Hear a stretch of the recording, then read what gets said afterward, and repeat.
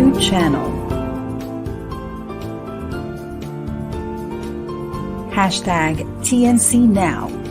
The views, opinions, and insights expressed in the following shows are those of the host, producers, guests, and viewers.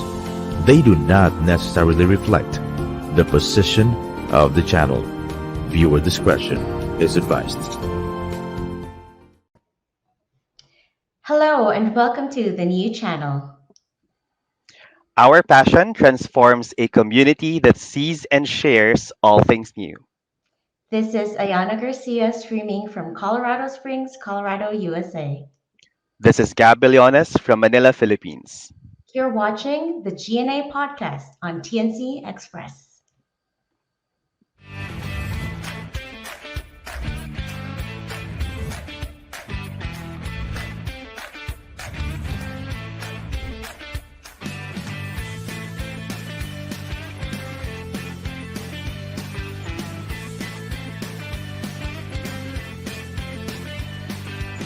Welcome again to another webinar this Saturday. Thank you for spending your time again with us.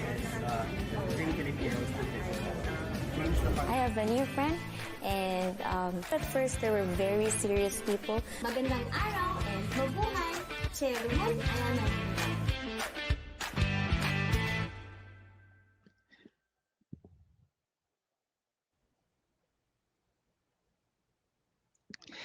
In a challenging digital world, one of the biggest challenges that we're facing is disinformation and historical revisionism, using lies to twist the facts and revise our history and shared realities.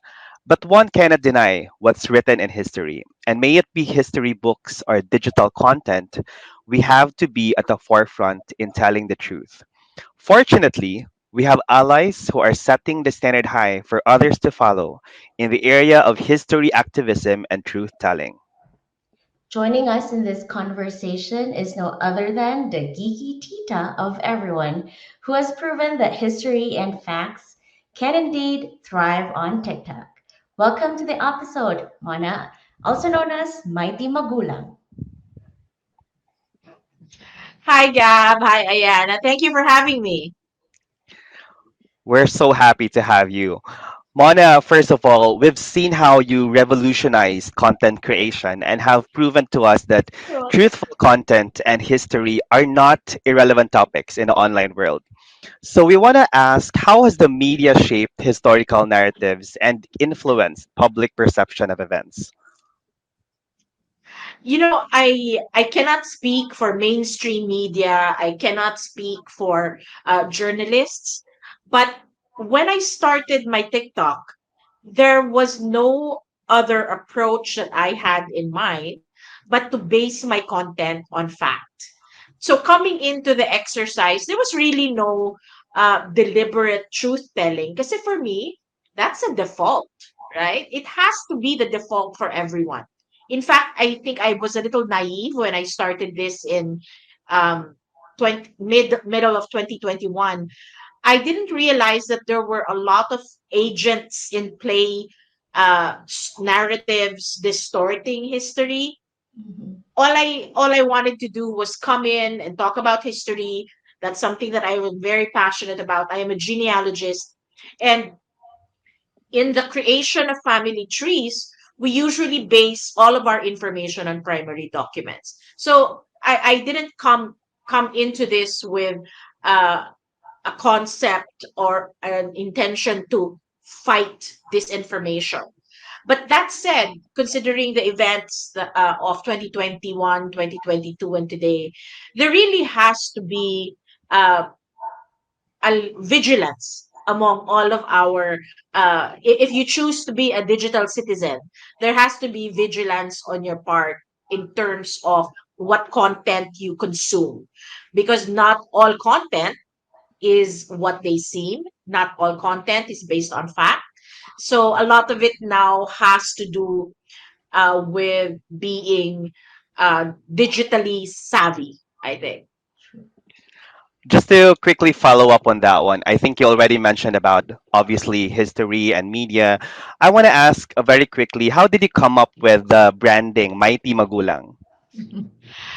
I actually have been using Mighty Magulang since the 2000s.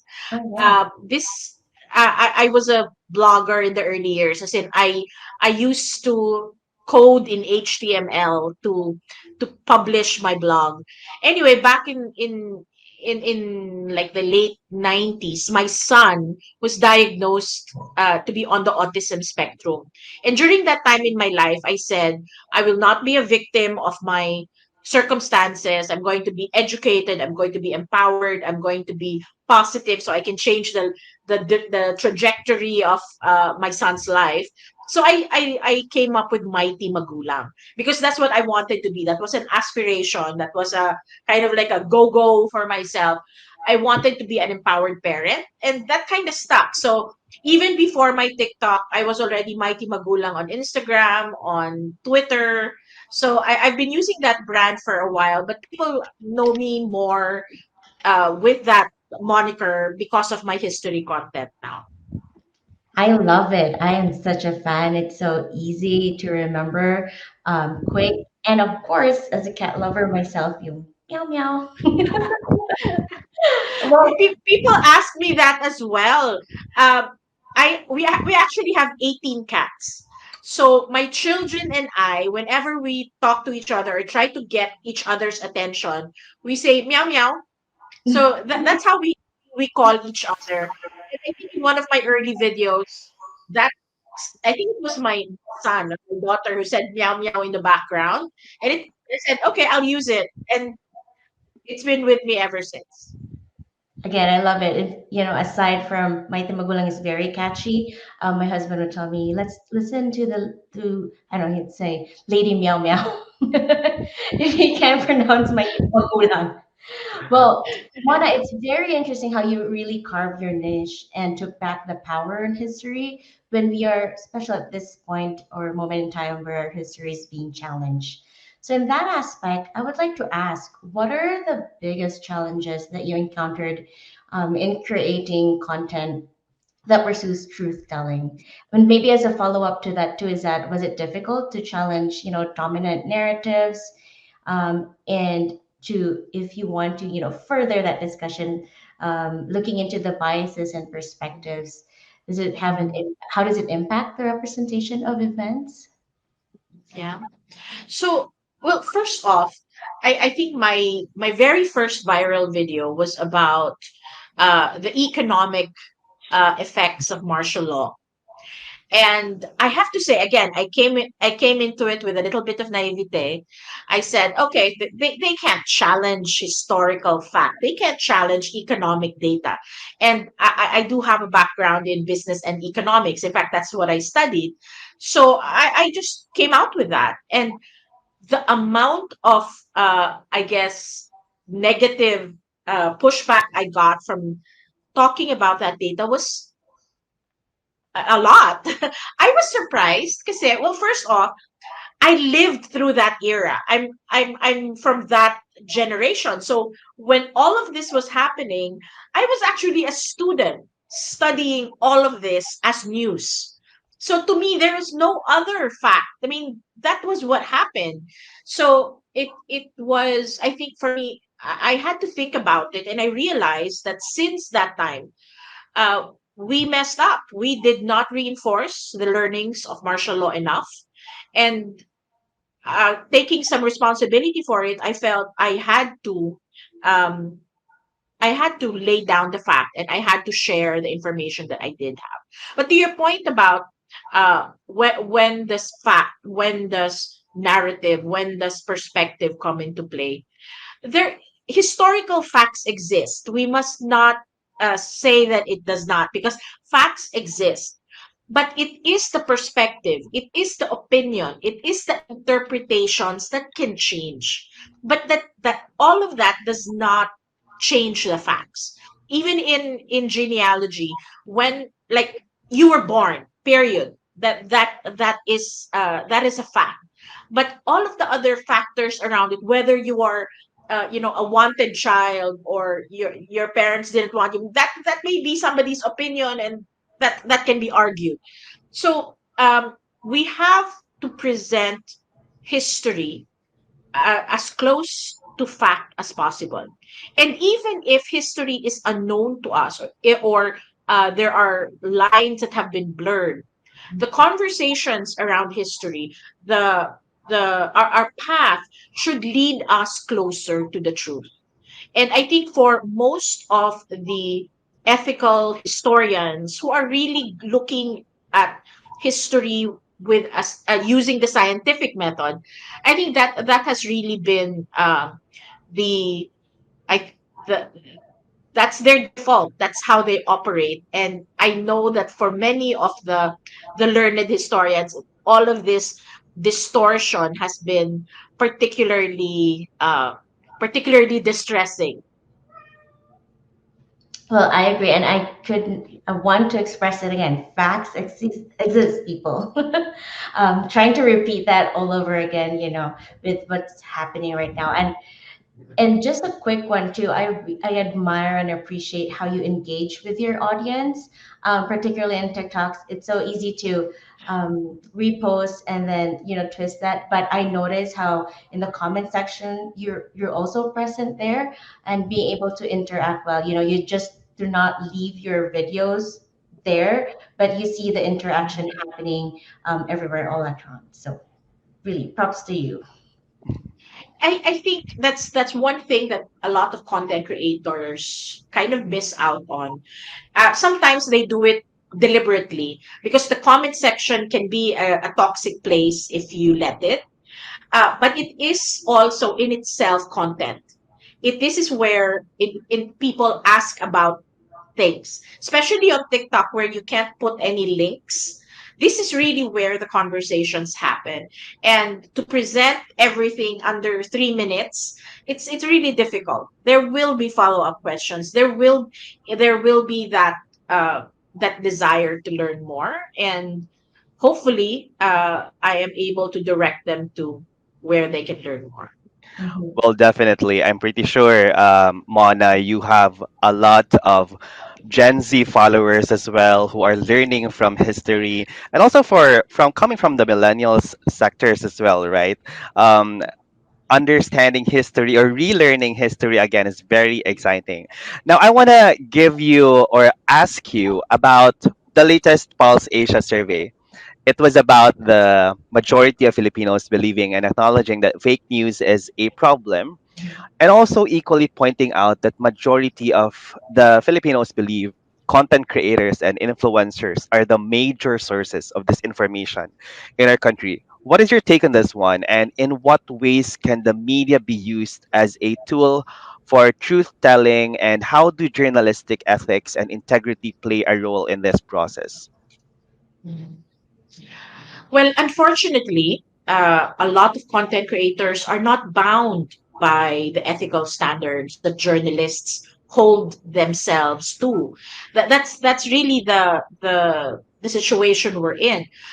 Content creators like myself are followed because they feel we are um, genuine. We don't have any agenda, but especially in 2021 and 2022, we know that there are uh, players who actually create content uh, with a distinct uh, with a distinct intention to deceive. And that has been covered by many studies. There are farms, there are troll farms. And it's not just the content creation, it's also the generation of comments, repost, all of that, the virality of it. It is a uh, deliberate, I think, activity to create opportunities for personalities, and that exists. And unfortunately, this is now um, the situation we are in. I think not just in our country, but also in different in the US, all over Southeast Asia, especially during elections. There are movers who want to put advantage or give advantage to one personality over the other, and they know that this platform, um, all of the social media platforms, TikTok, Facebook, YouTube, they are an easy and cheap way to disseminate information. And the more explosive the story, the more people believe it. Sadly, this is really the situation we are in, which brings me back to my point where yes, they exist, but it is now up to the responsible digital citizens to make sure that one, the this type of content is not consumed, it is not shared, it is not uh, I call it angry watched. Some people go to fake news websites knowing that they're fake news so that they can, comment indignantly about the content. They should not be given space in our minds. That is my personal opinion, and hopefully the young people of today are trained a little bit more in how to make this happen. I also would like to see older people get trained in this. I think during the election, especially, it wasn't millennials, it wasn't the Gen Z who was victimized. It's actually, the Gen X and the baby boomers who were most gullible, I think, to and they believed a lot of the fake news that went around. So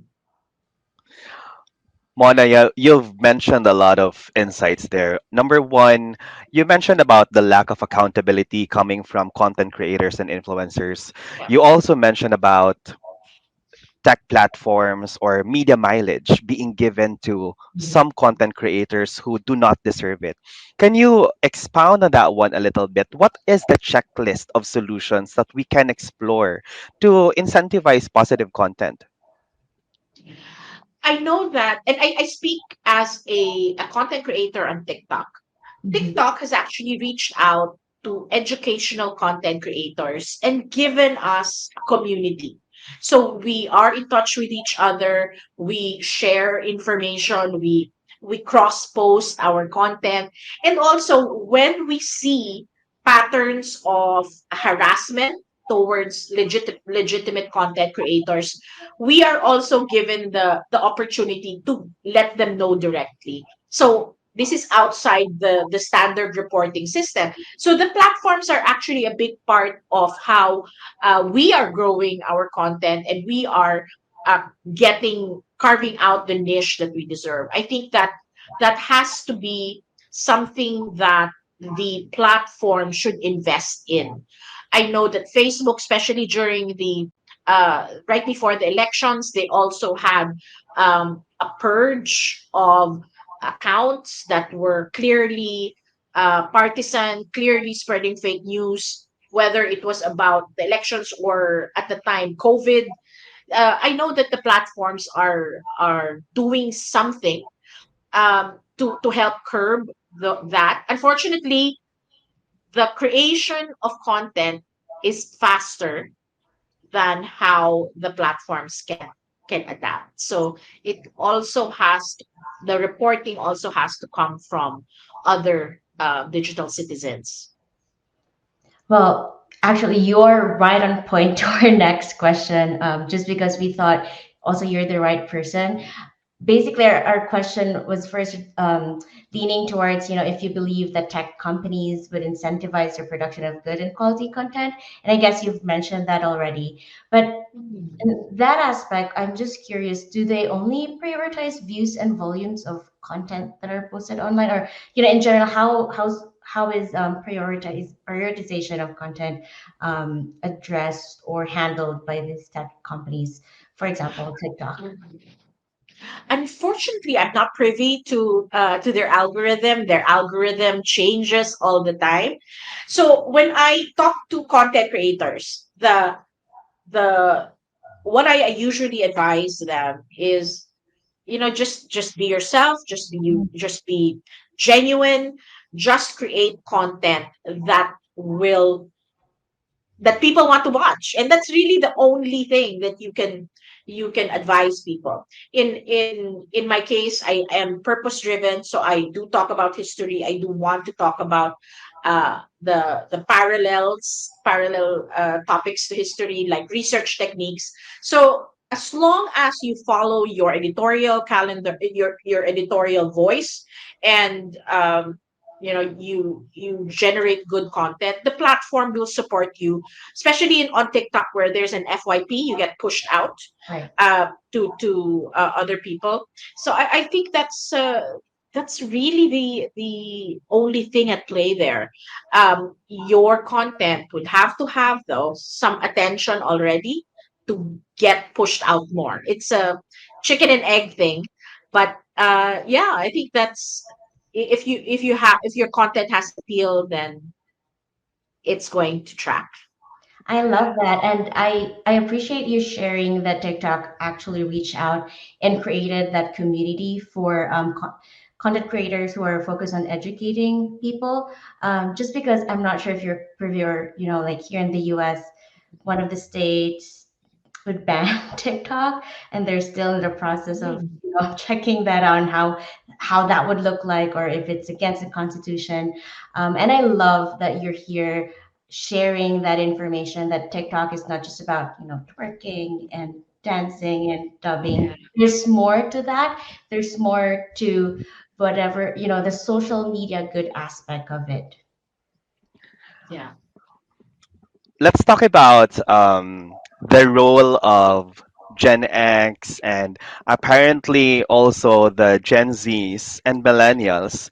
It does seem like there's a lot of different stakeholders involved, especially when it comes to the conversation of this information. We cannot automatically conclude, and like what Mona said earlier, that Gen X are the most gullible in consuming this information. But there are many different aspects in place here, Mona. We're talking about, for example, the Philippines being one of the largest social media user base in the world. And at the same time, we're also being tagged as the patient zero of this information. What do you think is the future of the disinformation landscape in the Philippines? Are we heading the right track? What do you think is the friction point, or what kind of gaps do we need to close to strengthen our anti-disinformation landscape and further the ecosystem? Well, I do agree with you that we are, to a certain degree, patient zero to this information situation. But that said, I would like to look at the positive side of this, that we are learning faster than everyone else. We know how this information works. We have seen it at work, and we are in a better position to find ways around it and find ways to stop it. If only we can um, kind of get the support of not just the platforms, but also the government. We need a strong cybercrime. I think policing. That's really the thing that I looked at. I know that there are bills in Congress now about disinformation, and how it should have like uh, a penal equivalent, right? If you do that crime. So um, yeah, I think it's a multi uh, sector effort that has to happen. The people in education, they have to start with the kids. People in media, people who are like us, involved in community development, we have to start the conversations uh, around truth telling, so that those who are not in school can also partake in that, and benefit from that. And also, we need the support of governments to make sure that the platforms, the businesses, and all of the other players who are pushing this information are made accountable. It cannot be just us, being dissatisfied with the lies. Everyone has to be dissatisfied with the lies to find that friction point you were talking about. And because we are ahead of the curve, because we have been immersed in the disinformation for longer than anyone else, I am hoping that this does not callous us. I am hoping that this drives us to action. Very powerful words there, Mona. And I'm pretty sure our audiences, our listeners are going to be inspired after this episode. You mentioned a lot of things that actually ring a bell. You talked about government's active participation. And in a conversation about disinformation and fake news, sometimes, in some cases, the government is not a neutral entity. And I want to ask you, what is your take on the government's current initiatives to fight disinformation? Is it enough, or do you think they should do more? Do we need more legislations? Is that the track that we're willing to explore? What's your take? I am actually, when I think about that, it makes me sad because this is now where spin happens. I know that government itself, for example, has units in charge of communication. And for a lot of the communicators, there's always a spin to the facts, and we see that. So, is spin, when you spin a story, is that fake news? Uh, they would argue, no, it is not. It's just looking at the positive side. So, again, we have to start having conversations around what is fact and what is opinion. And to your point, I I really don't think that the government today, in how, considering what I have seen in the news, has really done a lot in this space. I think there's more to be done. I love that. And not really in connection, but let's say what's uso right now and being talked about. I wanted to ask if you have any thoughts. What about AI? How can this shape the future of disinformation? That is actually quite scary. I have been reading up on it, and it is scary because it is easy to generate content. It is easy now to create bots. It is easy now to create, just harvest someone's voice. You can generate images and video where it actually isn't the person doing that. So I am quite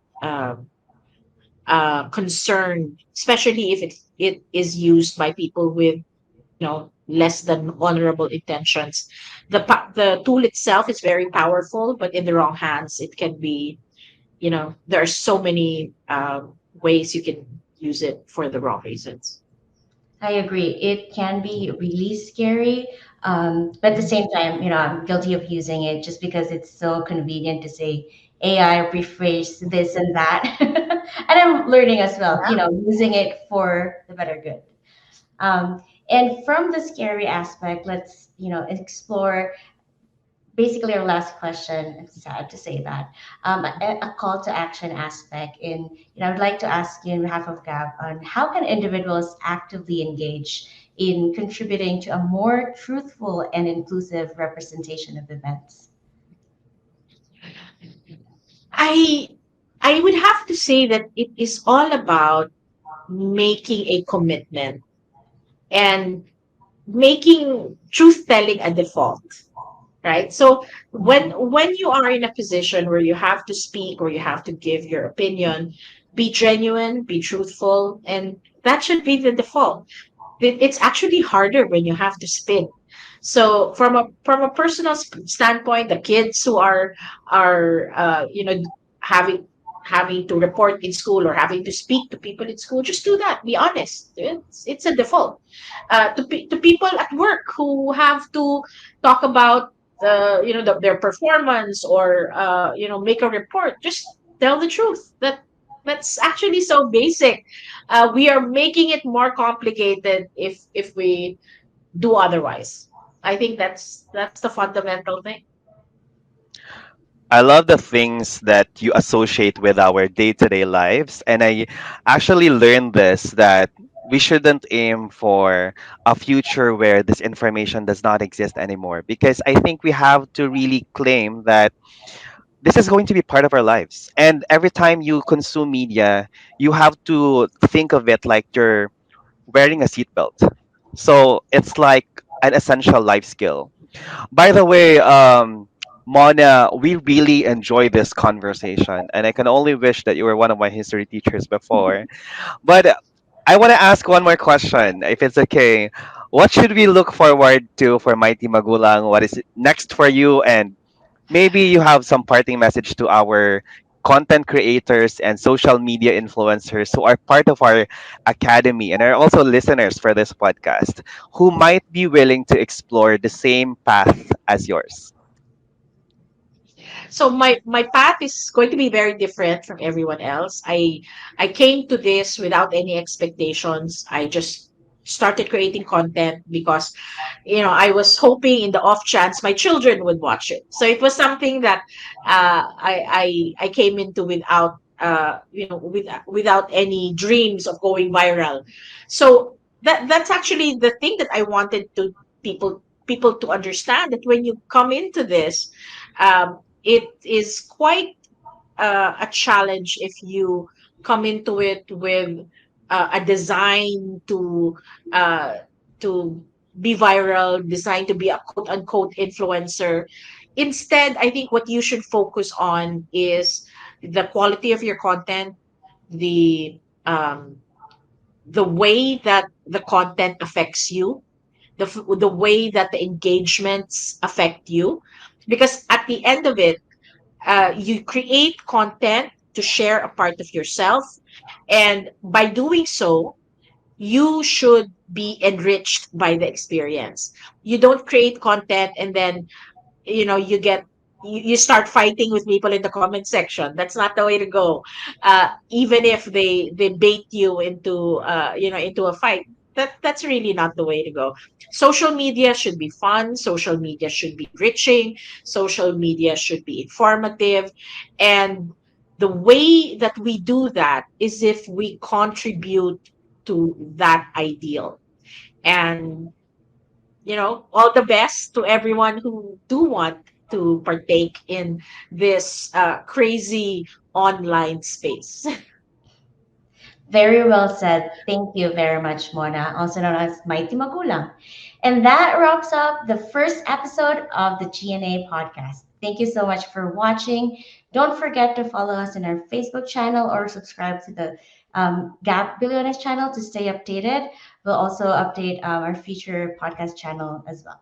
Gab? It has been a meaningful episode today, and we've learned a lot of insights on how content creators can be torchbearers for social good. In our next episodes, we will feature influencers working on different niches and spaces, all in an effort to fight disinformation and historical revisionism. This episode is brought to you by Media Civics Lab Fact Checking Academy by the Break the Fake movement in partnership with Internews. We are your hosts, Ayana Garcia. And I'm Gab Billones, and you're listening to the G&A Podcast.